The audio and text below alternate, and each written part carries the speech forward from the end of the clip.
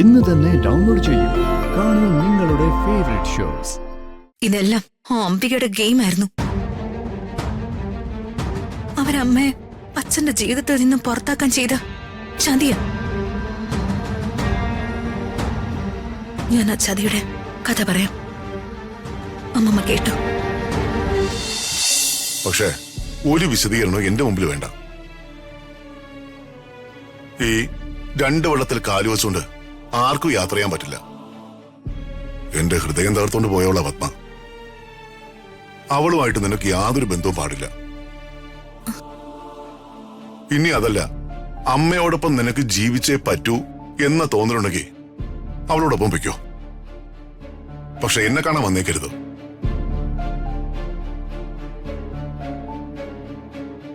മോളെ, പത്മ എന്ത് പ്രതിസന്ധികൾ വന്നാലും സ്വന്തം മകളെ ഉപേക്ഷിച്ചു പോകാൻ പാടില്ലായിരുന്നു. പക്ഷെ പത്മ അത് ചെയ്തു. നിന്നെ ഉപേക്ഷിച്ചു പോയി. അത് തെറ്റ് തന്നെയാ. നിന്നെ വളർത്തിയത് പ്രതാപന. പത്മ എന്റെ മകള് തന്നെയാ. പക്ഷേ പ്രതാപൻ പറയുന്നത് നീ കേൾക്കാവൂ. നീ എന്തു പറയുന്നു? എനിക്കിപ്പോ ഉറപ്പ് കിട്ടണം. നിനക്ക് ഞാൻ വേണോ അതോ പത്മ വേണോ? ഇപ്പൊ തീരുമാനം പറയണം.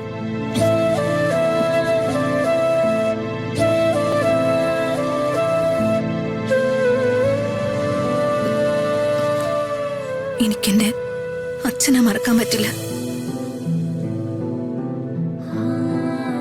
അങ്ങനെയാണെങ്കിൽ മേലിൽ അവളുമായിട്ട് ഒരു കോണ്ടാക്റ്റും പാടില്ല, അവളെ കാണാനും പാടില്ല. ശരി അച്ഛാ.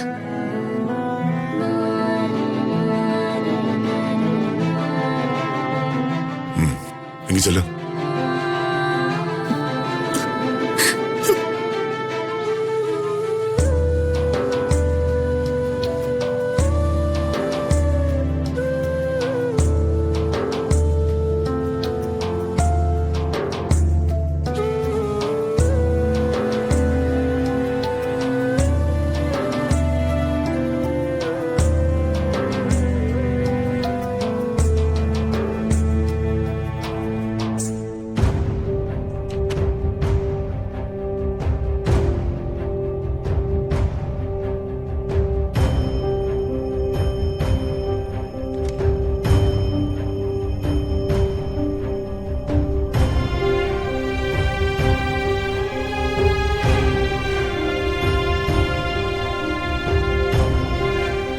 എനിക്ക് ഉറപ്പായിട്ട് അറിയായിരുന്നു നീ എന്നോട് പിണങ്ങുന്നു.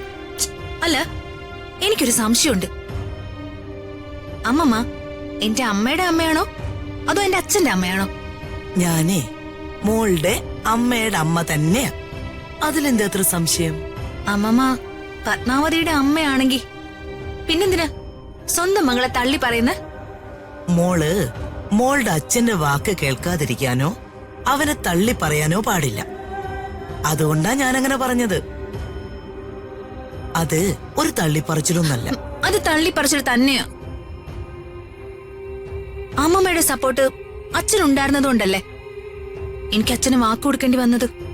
ഓ, എന്തിനാ എന്നെ കൊണ്ട് അച്ഛന് വാക്ക് കൊടുപ്പിക്കാൻ കൂട്ടു നിന്നത്? എനിക്ക് എന്റെ അമ്മയെ കാണണ്ടേ? നീ കാരണം നിന്റെ അച്ഛൻ വേദനിക്കാൻ ഇടവരരുത്. ഞാൻ അത്രേ ഉദ്ദേശിച്ചുള്ളൂ. പ്രതാപനെ പത്മയെ വെച്ച് നോക്കുമ്പോ നിന്റെ കാര്യത്തില് കുറെ കൂടി ശരി പ്രതാപനാണെന്ന് എനിക്ക് തോന്നി. മനസ്സിലായില്ല. മറ്റൊന്നുമല്ല, എന്ത് കാരണങ്ങൾ കൊണ്ടായാലും സ്വന്തം മോളെ മറന്നു നടന്നവളാ പത്മ. എന്ത് പ്രശ്നങ്ങളുണ്ടായാലും പിണങ്ങി പിരിഞ്ഞപ്പോ മോളെ അവൾക്ക് കൂടെ കൊണ്ടുപോവായിരുന്നു. അതവള് ചെയ്തില്ല. അതുമല്ല, ഇത്രയും കാലം മകളെ മറന്ന് അവള് നടക്കുകയും ചെയ്തു. അമ്മമ്മ മുഴുവൻ പറഞ്ഞു നിർത്ത്. എന്നിട്ട് ഞാൻ അതിനുള്ള മറുപടി പറയാം. ഭാര്യ പിരിഞ്ഞു പോയപ്പോ വളരെ ചെറുപ്പക്കാരനായ പ്രതാപന് രണ്ടാമതൊരു വിവാഹം ചെയ്യായിരുന്നു. പക്ഷെ അവനത് ചെയ്തില്ല. വളർന്നു വരുന്നത് ഒരു പെൺകുഞ്ഞാണെന്നുള്ള ബോധ്യം അവനുണ്ടായിരുന്നു. ഒരു രണ്ടാനമ്മയുടെ ശല്യം അവൾക്കുണ്ടാവരുതെന്ന് കരുതി അവൻ മറ്റൊരു സ്ത്രീയെ കൂടെ കൂട്ടിയില്ല. നിന്നെ നേരാവണ്ണം വളർത്തി. തന്നെ വഞ്ചിച്ചുവെന്ന് ഉറച്ചു വിശ്വസിക്കുന്ന പ്രതാപന് ഏറെക്കുറെ പത്മയുടെ രൂപസാദൃശ്യമുള്ള നിന്നോട് ഇടയ്ക്കിടയ്ക്ക് ദേഷ്യം തോന്നിയെന്നുള്ളത് സത്യമാണ്. അത് സ്വാഭാവികം. നിന്റെ കാര്യത്തില് അമ്മയേക്കാൾ അച്ഛനാണ് ശരിയെന്ന് എനിക്ക് തോന്നി.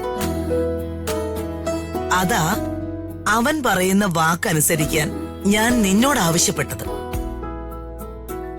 പിന്നെ ഉള്ളു തുറന്ന് അവന് നിന്നെ സ്നേഹിക്കാൻ കഴിഞ്ഞിട്ടില്ല. അതിന് രണ്ടാണ് കാരണം. ഒന്ന്, പത്മയോടുള്ള വൈരാഗ്യം. രണ്ട്, അംബികയുടെ വിഷം കുത്തിവെക്കൽ. എനിക്ക് ഒരേ ഒരു ചോദ്യം അമ്മമ്മയോട് ചോദിക്കാനുണ്ട്. എന്റെ അമ്മ എന്റെ അച്ഛനെ വഞ്ചിക്കുമെന്ന് അമ്മമ്മ വിശ്വസിക്കുന്നുണ്ടോ? പറ അമ്മമ്മേ. പത്മ എന്റെ മോളല്ലേ കുഞ്ഞെ? അവളെ പെറ്റു വളർത്തിയത് ഞാനല്ലേ? പക്ഷേ അവളുടെ ഭാഗത്ത് തെറ്റൊന്നുമില്ലെങ്കിൽ പിന്നെന്തിനാ അവളെ പ്രസവിച്ച സ്വന്തം അമ്മയെയും അവള് പ്രസവിച്ച മകളെയും മറന്ന് ഇങ്ങനെ ഒളിവി ജീവിതം നയിച്ചത്? അപ്പോ അമ്മമ്മയ്ക്കും എന്റെ അമ്മയെ സംശയം ഉണ്ടായിരുന്നു. അമ്മമ്മയെ ഞാൻ കുറ്റം പറയുന്നില്ല. അമ്മയോടുള്ള ഈ സംശയം നേരത്തെ എനിക്കും ഉണ്ടായിരുന്നു. എന്നാ അമ്മമ്മ ഒരു സത്യം അറിഞ്ഞോളൂ. എന്റെ അമ്മ ഒരിക്കലും ഒരു തെറ്റുകാരിയല്ല. കരഞ്ഞ് കരഞ്ഞ് തളർന്നു പോയവളാ എന്റെ അമ്മ.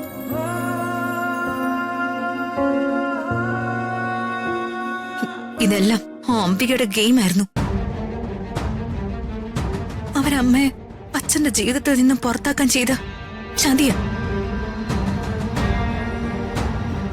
ഞാൻ ആ ചതിയുടെ കഥ പറയാം.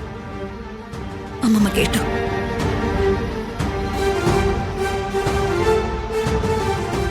ഞാനും പ്രതാപേട്ടനും തമ്മിലുള്ള കല്യാണം കഴിഞ്ഞിട്ട് നാളെ 2 വർഷമാവാ. നാളെ പ്രതാപേട്ടന് ഒരു സർപ്രൈസ് ഗിഫ്റ്റ് കൊടുക്കണം. പ്രതാപേട്ടന് ഇഷ്ടമുള്ളതാ. വെള്ളമുണ്ടും വെള്ള ഷർട്ടും, ഒരു ലെതർ ചെരുപ്പും ഒരു ഗോൾഡ് ചെയിനും. ആ, പ്രതാപേട്ടൻ താമസിച്ചേ വരൂ. ജഗന്നാഥേട്ടൻ ആരും കാണാതെ ഇതും കൊണ്ട് മുറിയിലേക്ക് വന്നാ മതി.